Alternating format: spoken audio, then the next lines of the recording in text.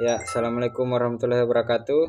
Perkenalkan, nama saya Fahri Jaya dari kelompok 4 selaku moderator dari pembawa materi dengan mata kuliah infrastruktur dan transportasi. Di sini ada 4 pemateri. Yang pertama Rustam, yang kedua Farmawati, yang ketiga Rahmadani, dan yang keempat Febri Oktavia.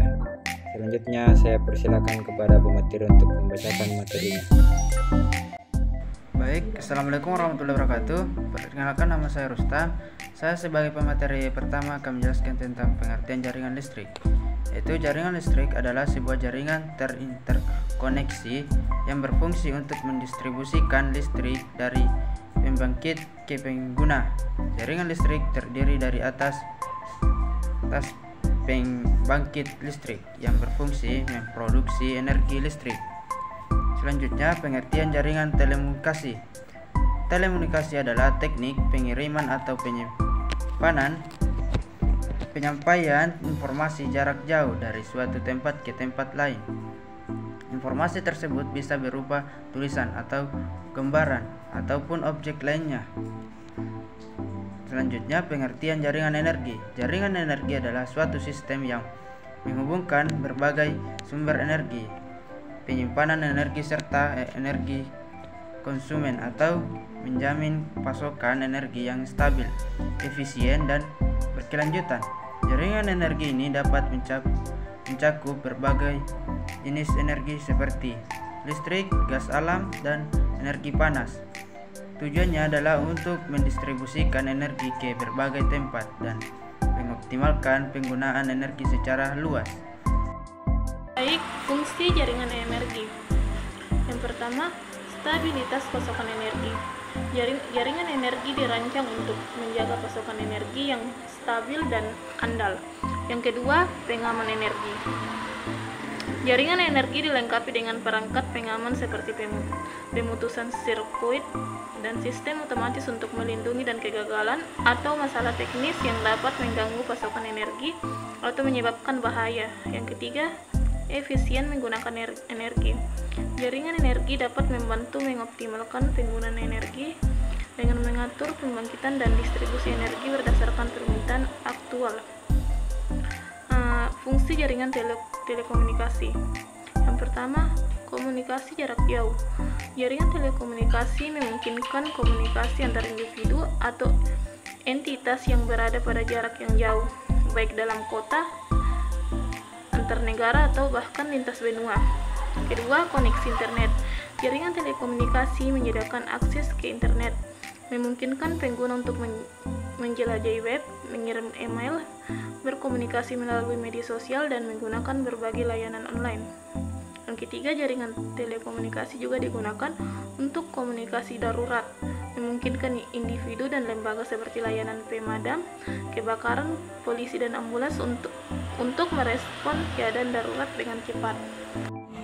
Baik, selanjutnya ada studi kasus tentang jaringan listrik, yaitu pengaruh susut energi atau kerugian pada jaringan distribusi di PT Krakatau Daya Listrik. Penelitian ini menganalisis kerugian energi pada proses pendistribusian listrik dari pembangkit ke konsumen di PT Krakatau Daya Listrik, perusahaan yang mendistribusikan listrik. Baiklah, saya akan melanjutkan materi yaitu studi kasus jaringan energi. Tesis ini merupakan studi kasus jaringan pada sebuah perusahaan energi.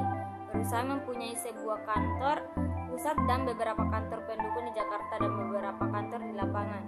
Semua kantor mempunyai jaringan komputer lokal dan semuanya tersambung melalui Wide Area Network atau WAN. Pertumbuhan jaringan dan penggunaan jaringan menimbulkan masalah, yaitu menurunnya kinerja jaringan terutama WAN. Studi kasus mulai dengan melihat permasalahan yang ada dan melakukan studi literatur yang berhubungan dengan masalah.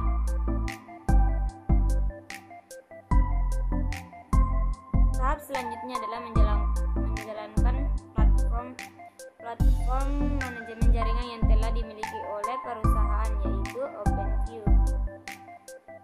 Data diambil dengan tujuan mendukung analisis dan selanjutnya untuk memberikan solusi alternatif. Parameter yang dipakai adalah parameter kinerja jaringan, yaitu utilisasi dan traffic. Data diambil pada router utama yang menghubungkan antara kantor utama Jakarta dan situs lainnya di lapangan dan kantor pusat di Australia. Masing-masing link yang terletak pada port serial diamati secara real time dan ditampilkan dalam grafik dengan selang waktu tertentu pada jam kinerja maupun jam istirahat kemudian diperbandingkan. Studi kasus jaringan telekomunikasi. Pengembangan sistem telekomunikasi berbasis CDMA. Studi kasus pembangunan jaringan telekomunikasi tetap tanpa kabel di provinsi DIY. Penelitian ini menjadi faktor objektif yang mempengaruhi bisnis sistem telepon seluler berbasis CDMA. Membandingkan teknologi seluler berbasis CDMA dan GSM dalam kaitannya dengan bisnis dan memberikan masukan terhadap studi kelayakan pengembangan akses telepon tetap nirkabel pada proyek provinsi DIY.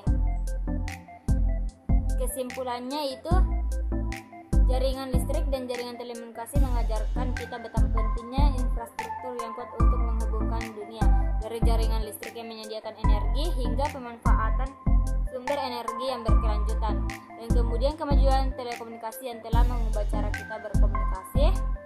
Materi ini memberikan pemahaman yang komprehensif dan relevan tentang dunia modern kita. Sekian dan terima kasih.